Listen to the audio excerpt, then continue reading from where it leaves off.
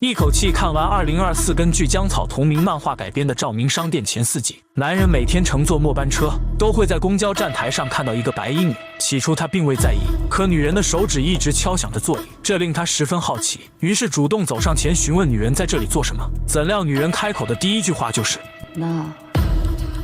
모르겠어요。저희구면인가요？女人瞬间满脸失落，随后低下头不再说话。男人觉得有些莫名其妙，于是转身离开。但第二天他又看到了这个女人，还淋着雨坐在公交站台上。他好心将手中的伞递给对方，说自己家就在前面，跑回去就行了。女人听后突然抬起了头，可怜兮兮地说自己现在很冷，能否去他家里洗个热水澡。男人顿时有点喜出望外，他毫不犹豫带女人回了家。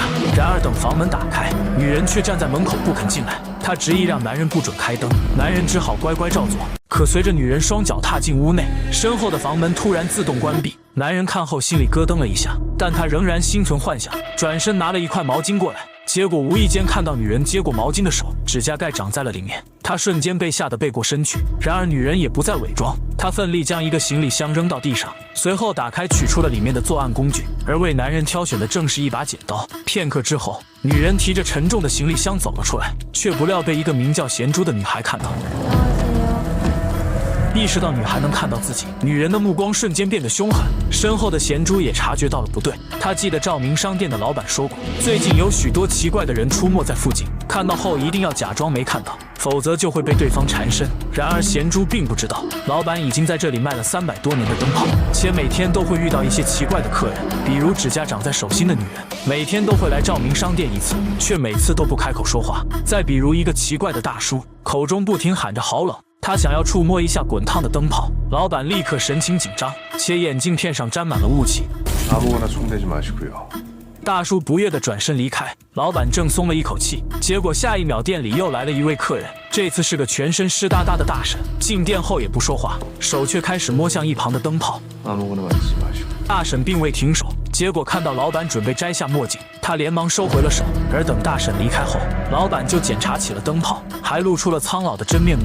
女孩正走在放学的路上，突然看到一个全身湿透的大婶，她好心将雨伞递了过去。怎料大婶没走几步，身体突然之间开始膨胀，且双脚不受控制的扭曲。贤珠被吓得丢了魂，看着大婶越长越高，高到已经盖过了雨伞，她眼神中充满了恐惧，身体更是不由自主的颤抖。可贤珠记得照明商店的老板说过，遇到奇怪的人一定要假装没看到，否则就会被缠上。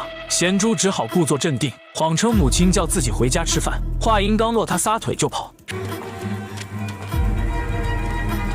然而身后的大婶也跟了上来，贤珠听到高跟鞋哒哒的声音，无法再假装淡定，她的尖叫声充斥了整条小巷，很快传入了照明商店老板的耳中。老板连忙从屋内走了出来，让贤珠先行离开，他则摘下墨镜直视前方。没想到大婶被吓得转身离开，且渐渐恢复了正常的身高。与此同时，一个短发妹租了一间诡异的房子，每到晚上灯泡就会莫名故障，门外还站着一个阴森的声音。起初她并未在意，直到每当工作时，耳边就会响起一个男孩唱歌的声音，这令她无比恼怒。哎，또 저래。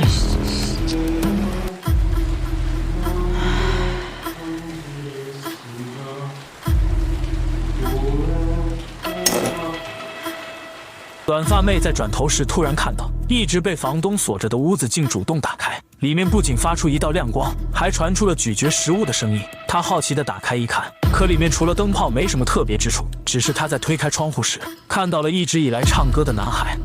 얘 너였니? 네가 밤마다 골목에서 노래 불렀어?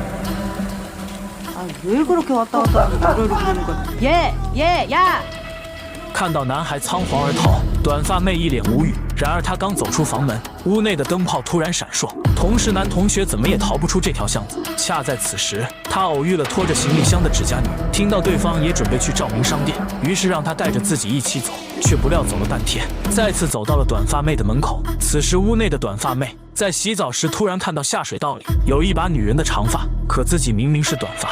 她被吓得不知所措时，灯泡再次出现了故障。短发妹正想走上前查看，身后的房门突然关闭，且灯泡又亮了起来。而站在门外的男同学向指甲女解释，这栋房子十分诡异，一旦灯泡亮起，就会有个女人打开窗户，但那女人后面还站着一个女人。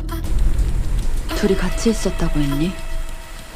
네, 같이 있었어요. 另一边，在屋内的短发妹透过镜子，终于看到了身后站着的人。 집안에 불이 꺼지는 이유는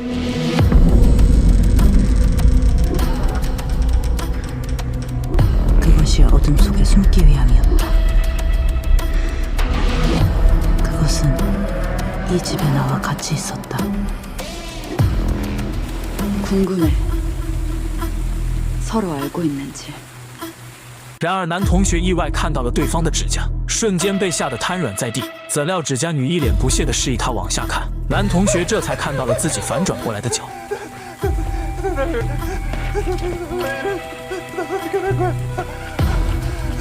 男同学惊恐地站起身，想要逃离这个诡异的地方。然而，无论他走多久，依旧无法逃离这里。同样在屋内的短发妹想要逃向屋外，却怎么也做不到。最终，指甲女拖着行李箱走进了照明商店。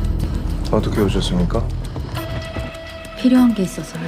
女孩在坐电梯时突然发现身后的男人在不停滴水，且随着她的哭声越来越大，水位竟然开始逐渐上涨。女护士被吓得面色苍白，连忙拜托男人赶紧停下。然而男人在听到8楼的重症患者再也无法苏醒，便哭得更加难过，直到最后泪水淹没了整个电梯。可当电梯门打开时，一切又安然无恙。女护士顿时松了一口气。 自从她经历一场事故后，便时常能看到一些奇怪的人，但女护士清楚这些人并无恶意，只是在重大事故中失去意识，徘徊在生死界线上的患者。她为了帮助这群人苏醒过来，每天都会悉心照顾他们，不是帮他们清理耳朵里的沙子，就是为他们播放喜欢的歌曲。然而女护士还不知道，这群患者正被困在同一个地方，且永远都无法走出，唯有走进照明商店拿到一个灯泡，才能在现实世界中苏醒过来。第一个准备要灯泡的正是指甲女。 然而还未等他开口，一个刑警突然冲了进来，且看到了他箱子里滴落的血迹。指甲女预感不妙的转身逃跑，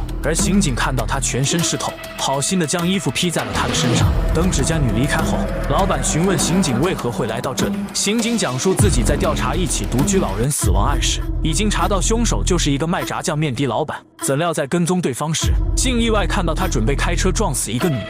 刑警二话不说就冲上前，将老板按在了地上，并按住他的头，使劲往地上捶。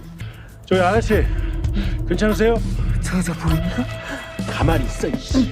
然而，刑警在抬头时突然看到，女人正是他调查的一起火灾案的受害者。 당신 죽었잖아. 형사님분이 좋으시네요.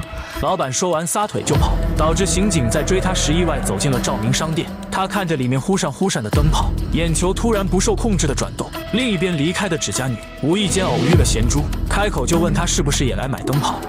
자주 사네. 엄마 심부름이라서요. 指甲女听后没再多问，而是让贤珠回去注意安全。贤珠走到楼下时，又遇见了一个全身冒着冷气的大叔。他故作镇定，随后借口有事离开。贤珠慌张跑回来，看到母亲才松了一口气。 아니 엄마. 근데 왜 이렇게 불도 안 켜고 누워있어? 왜? 나 늦어서 화났어?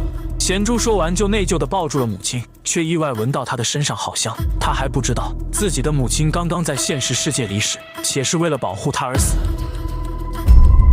둘이 같이 있었다고 했니? 궁금해. 서로 알고 있는지.